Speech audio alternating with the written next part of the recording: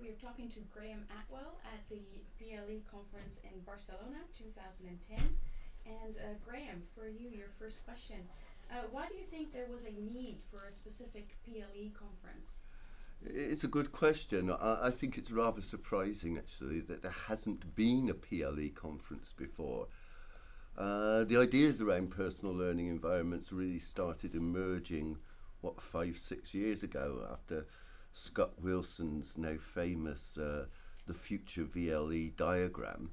And the idea and the discussions around the idea have really taken off since then. I mean, it's been growing year on year on. And of course, at every conference you go to Alt-C in the UK, or you go to Online Educa in Berlin, there are discussions about PLEs, but I think it's very much something Alec Couros was saying on a video earlier, that our knowledge is largely developed by storytelling, by discourse, by dialogue between us.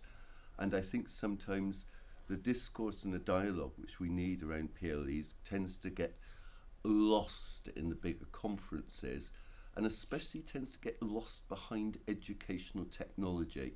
And I don't see PLEs primarily as being about educational technology. They're about how we can use technology to support learners, and I think that's something quite different. So that's really why I think we felt a need, perhaps not a need, but we felt it would be good to bring people together, to give some space for us to have that dialogue, to have those discourses. Okay, thank you very much. And so we finally have it. We're coming towards the end of that very first PLE conference. Can I ask you about your impressions of it? It's a blur, really, isn't it? What I particularly liked, and it's something we really set out to do, was to stop the conference sessions feeling so different from the rest of the event. And I was really delighted when on Wednesday evening, two people came up to me and said, "This is a brilliant conference." And as I said to them, "But it's not started yet." And I was wrong, actually. It had started. It started 2, 3 weeks ago. It's slowly been starting on Twitter, on the internet, people communicating about it. So what I really like is I think somehow we've succeeded in making the face-to-face sessions in a conference part of a wider social learning experience. And that for me is a big move forward. And I think that's very important for us, because when we talk about personal learning environments and personal learning spaces, one thing for me is that we as researchers, we as teachers, we as trainers, we as developers have some kind of duty to model for ourselves the kind of learning spaces that we're talking about. And I find all too often a disjuncture between what's being said in conferences and the actual practice of what's being done. So we've tried ourselves to model the PLE conference as a personal learning space, as a personal social space for our own learning to take place, and I think we've done pretty well with that. Oh, absolutely. I would agree with you 100%. Now, my third question to you is about something that's come up a few times over the last few days, and that is about your view on the role of PLEs in lifelong learning. You've been quite vocal about it, so... I've been quite vocal about it. I've been quite vocal about it on my blog for the last 3 years, and I still think I'm rather battering my head against a brick wall. Maybe it's my background, because I actually used to work in a vocational training college before I ever got involved as a researcher, and I've also worked as a staff development, as a trainer, full-time trainer. So perhaps it's because I come from that background that I'm particularly important. But for me, one of the early attractions of personal learning environments, and I guess the reason I got interested in the first place, was the potential for extending learning opportunities to all of our population.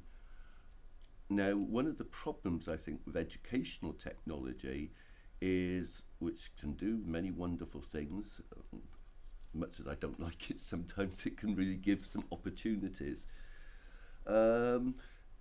We've tended to use that for the people who have already got access to education. So we've put large amounts of funding into researching and developing and implementing educational technology for people who are already students.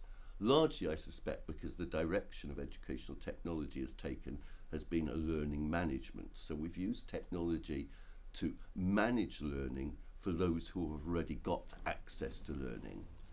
And we've missed the massive potential of opening out, using technology to open out learning to the vast majority of the population, even in the advanced Western economies.